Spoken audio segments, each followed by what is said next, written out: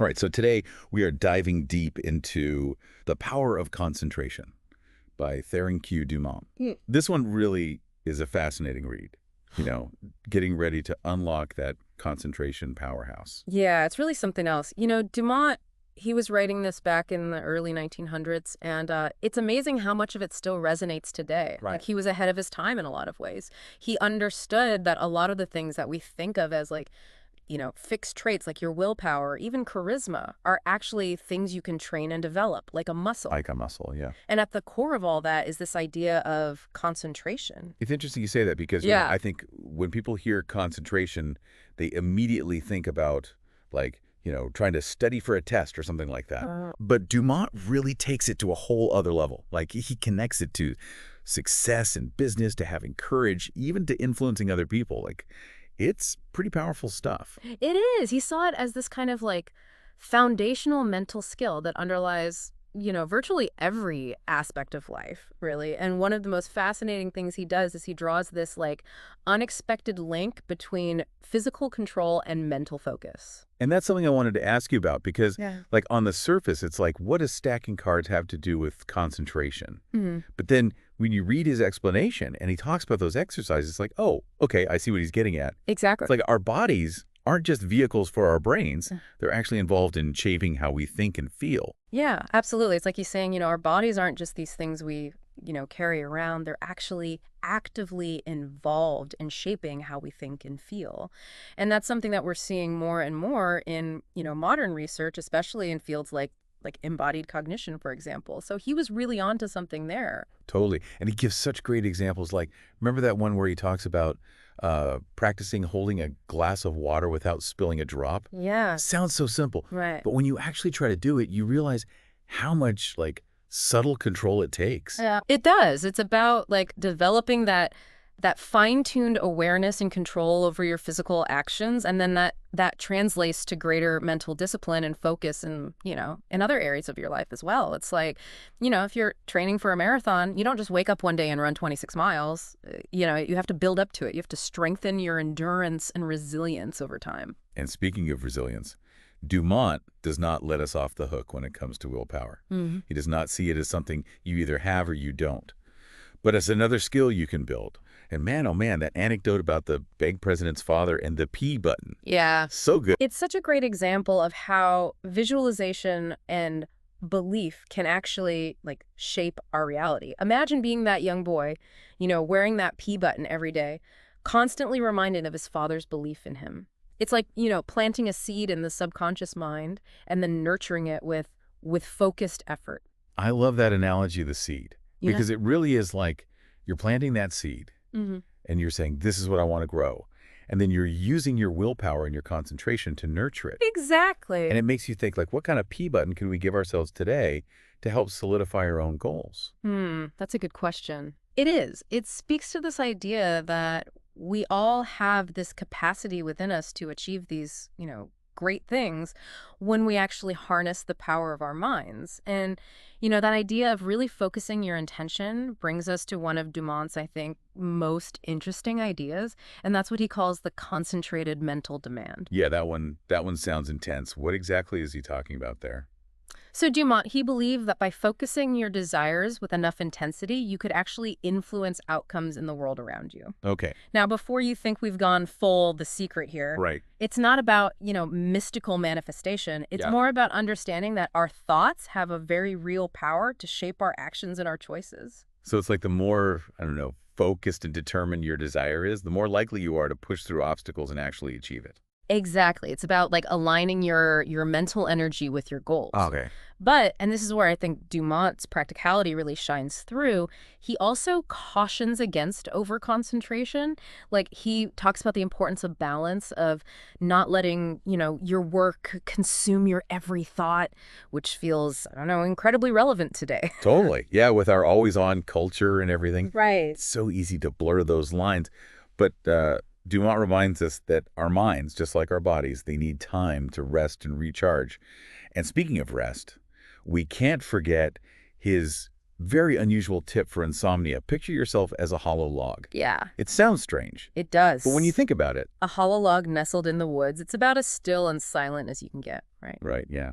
It's a really powerful image for, quieting those racing thoughts that can keep us up at night. It's like almost like a precursor to the mindfulness techniques that are so popular today. Yeah, it really is. I mean, it's so interesting how many of his ideas, kind of connect with these modern concepts that, we're really just rediscovering now and validating through research and things. Yeah. And, speaking of connections, Dumont didn't just see concentration as this like solely individual pursuit.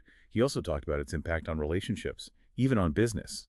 That's right. He says it's not just about, individual achievement. It can be this really powerful force for shaping the world around us. He talks about how a leader's thoughts can influence their team's energy and performance, almost like this collective consciousness kind of thing. Yeah, like that saying, energy flows where attention goes. Yeah. It makes you think about those times where you've been part of a team that's really clicking and everyone's like aligned and energized, working towards that shared goal. Exactly. It's like he's saying that our individual concentration can actually create this ripple effect, Wow, yeah. impacting the people and the environment around us. And if that's true, then it becomes even more important to really be mindful of what we're focusing on, right? Absolutely. Yeah. So how does Dumont suggest we cultivate that kind of, focused positive energy? Well, he talks about the importance of surrounding yourself with positive influences, creating an environment that supports your goals. Oh. He argues that negativity, whether it's from people or our surroundings, can be incredibly draining. It can sabotage our efforts. He really encourages people to be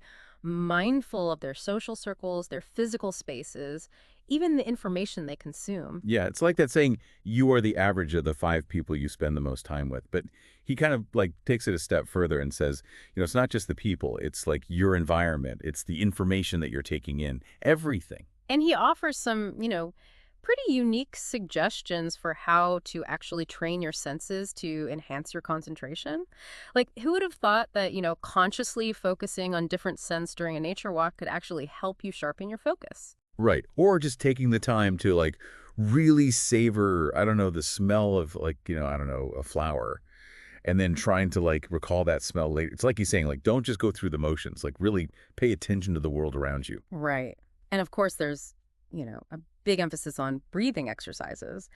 Long before mindfulness and meditation became mainstream, he was advocating for the power of deep, conscious breathing to, calm the nerves, increase energy, even cultivate positive emotions. He even suggests like visualizing your breath, flowing through your body, nourishing every cell. It reminds me of those moments when you're feeling, really stressed or overwhelmed and someone's like, just take a deep breath.